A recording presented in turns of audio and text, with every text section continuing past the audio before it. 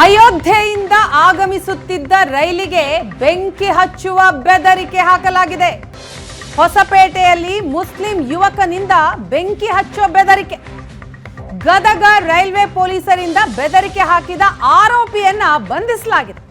Muslim ಯುವಕನ ಪುಂಡಾಟದಿಂದ ಅಯೋಧ್ಯೆ ರೈಲು 2 ಗಂಟೆ ಸ್ಥಗಿತ ಆಯಿತು. ಅಯೋಧ್ಯೆ ರೈಲು ತಡವಾಗಿರೋದಕ್ಕೆ ಹಿಂದೂ ಕಾರ್ಯಕರ್ತರು ಆಕ್ರೋಶವನ್ನು ಹೊರಹಾಕ್ತಾ ಇದ್ದಾರೆ.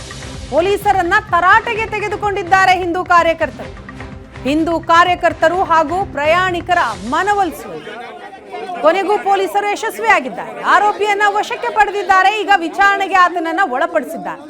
ಹೊಸಪೇಟೆಯಲ್ಲಿ ರೈಲ್ವೆ ನಿಲ್ದಾಣದ ಪೊಲೀಸರಿಂದ ಸಿಸಿಟಿವಿ ಪರಿಶೀಲನೆಯೂ ಕೂಡ ಆಗಿದೆ. ದೃಶ್ಯದಲ್ಲಿ ನೀವು ಗಮನಿಸ್ತಾ ಇದ್ದೀರಿ. ಈ ಸುದ್ದಿ ಬರ್ತಾ ಇದ್ದ ಹಾಗೆ ರೈಲಿಗೆ ಬಾಂಬ್ ಇಡಲಾಗಿದೆ ಅನ್ನುವಂತಹ ಬೆದರಿಕೆ ಬರ್ತಾ ಇದ್ದ ಹಾಗೇನೆ ಪೊಲೀಸರು ಅಲರ್ಟ್ ಆಗ್ತಾರೆ. ಮತ್ತೊಂದು ಕಡೆ ಹಿಂದೂ ಕಾರ್ಯಕರ್ತರು ಅಲ್ಲಿನ ಪ್ರಯಾಣಿಕರು ಆಕ್ರೋಶವನ್ನ ವ್ಯಕ್ತಪಡಿಸ್ತಾರೆ.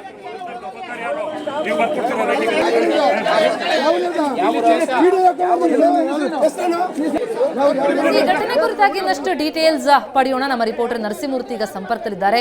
ನರಸಿಂಹಮೂರ್ತಿ, ಇದೇನಿದು ರೈಲ್ನಲ್ಲಿ ಬಾಂಬ್ ಇಟ್ಟಂತಹ ಬೆದರಿಕೆ ಒಡ್ಡಂತಹ ಯುವಕ ಯಾರು? ನಿಜಕ್ಕೂ ಕೂಡ ಆತನ ಹಿನ್ನೆಲೆ ಏನು? ಈ ತರ ಪುಂಡಾಟ ಮೆರೆಯೋದೇ ಕೆಲಸನ? ಏನ್ ಡೀಟೇಲ್ಸ್ ಗಳು ಲಭ್ಯ ಆಗ್ತಾ ಇದೆ? ವೀಣಾ, ಇದು ಬಾಂಬ್ ಅಲ್ಲ, ಸ್ಪಷ್ಟಪಡಿಸ್ತೇನೆ. ಏನಂದ್ರೆ ನಿನ್ನೆ ಅಯೋಧ್ಯೆಯಿಂದ ವಾಪಸ್ಸು ಬೆಂಗಳೂರಿಗೆ ಬರ್ತಕ್ಕಂತ ಏನು ಬಿಜೆಪಿ ಅವ್ರು ಮಾಡಿರ್ತಕ್ಕಂತ ವಿಶೇಷ ರೈಲು ಹೊಸಪೇಟೆಯಲ್ಲಿ ಏನು ಒಂದು 15-20 ನಿಮಿಷ ನಿಂತಿರ್ತದೆ. ಆ ಸಂದರ್ಭದಲ್ಲಿ ಬೇರೆ ಊರಿಗೆ ಹೋಗ್ತಕ್ಕಂತ ಒಂದು 3 ಮುಸ್ಲಿಮರ ತಂಡ ಅವರು ಆ ಟ್ರೈನ್ ಅಲ್ಲಿ ಹತ್ತೋದಕ್ಕೆ ಒಂದು ಪ್ರಯತ್ನ ಪಡ್ತಾರೆ. ಆ ಸಂದರ್ಭದಲ್ಲಿ ಕರ ಸೇವಕರು ಹೇಳ್ತಾರೆ ಇದು ವಿಶೇಷವಾದ ಟ್ರೈನು, ಇದು ಬೇರೆಯವರಿಗೆ ಯಾರಿಗೂ ಅಲೌಡ್ ಇಲ್ಲ ಅನ್ನೋಂತ ಮಾತನ್ನ ಹೇಳ್ತಾರೆ. ಈ ಸಂದರ್ಭದಲ್ಲಿ ಆಕ್ರೋಶಗೊಂಡಂತ ಓರ್ವ ವೃದ್ಧ ಏನಂದ್ರೆ 70 ವರ್ಷದ ಆಸುಪಾಸಿನ ವೃದ್ಧ ಏನ್ ಮಾತಾಡ್ತಾನೆ, ನೇರವಾಗಿ ನೀವು ನಮ್ಗೆ ಒಳಗಡೆ ಬಿಟ್ಟಿಲ್ಲ ಅಂದ್ರೆ ಈ ಟ್ರೈನ್ಗೆ ಬೆಂಕಿ ಹಚ್ತೀವಿ ಅನ್ನೋಂತ ಮಾತನ್ನ ಹೇಳ್ತಾರೆ. ಬೆಂಕಿ ಹಚ್ತೀವಿ ಅನ್ನೋಂತ ಮಾತನ್ನ ಕೇಳಿರ್ತಕ್ಕಂಥ ಕರ ಸೇವಕರು ಸಾಕಷ್ಟು ಆಕ್ರೋಶವನ್ನು ವ್ಯಕ್ತಪಡಿಸ್ತಾರೆ. ಆ ಮುಸ್ಲಿಂ ವೃದ್ಧ ಸೇರಿದಂತೆ ಒಟ್ಟು 3ರನ್ನು ಸ್ಥಳೀಯ ಏನು ರೈಲ್ವೆ ಪೊಲೀಸರು ಒಪ್ಸಕ್ಕಂತ ಕೆಲಸವನ್ನು ಮಾಡ್ತಾರೆ. ಆದ್ರೆ ಪೊಲೀಸರು ಅವ್ರ 3ರನ್ನು ಒಂದಿಷ್ಟು ಬೈದು ಬಿಟ್ಟು ಕಳಿಸ್ತಾರೆ.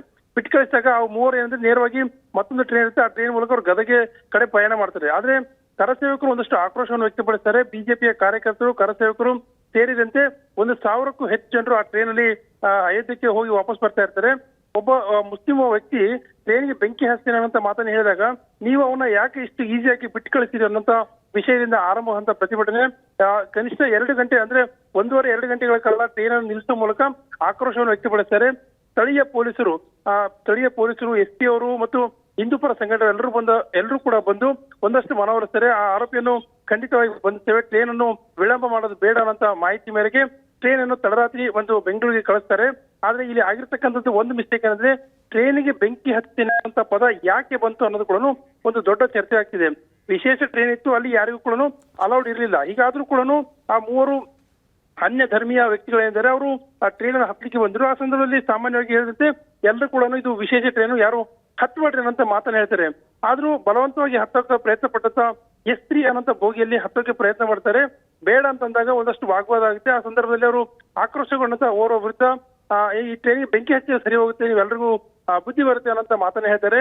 ಆ ಒಂದು ಮಾತು ಇಷ್ಟರ ದೊಡ್ಡ ಅವಂತರಕ್ಕೆ ಕಾರಣವಾಗಿ ಇಲ್ಲಿ ಸ್ಪಷ್ಟವಾಗಿ ಹೇಳ್ಬೋದಾಗಿದೆ. ವೀಣಾ, ಇದೀಗ ಗದಗ ತೆರಳಿರ್ತಕ್ಕಂಥ ಆ 3 ಪೈಕಿ ಓರ್ವ ವೃದ್ಧನನ್ನು ಗದಗ ರೈಲ್ವೆ ಪೊಲೀಸರು ಬಂಧಿಸಿದ್ದಾರೆ ಅನ್ನೋಂತ ಮಾಹಿತಿ ಇದೀಗ ಲಭ್ಯವಾಗ್ತಾ ಇದೆ. ವೀಣಾ, ಇದು ಯಾವುದೇ ಬಾಂಬ್ ಬೆದರಿಕೆ ಅಲ್ಲ, ಟ್ರೈನ್ಗೆ ಬೆಂಕಿ ಹಚ್ತೇನೆ ಅನ್ನೋಂತ ಮಾತು ಇಷ್ಟೆಲ್ಲ ದೊಡ್ಡ ಅವಂತರಕ್ಕೆ ಕಾರಣವಾಯಿತು. ವೀಣಾ, ಥ್ಯಾಂಕ್ ಯು ನರಸಿಂಹಮೂರ್ತಿ ತಮ್ಮೆಲ್ಲ ಮಾಹಿತಿಗಾಗಿ.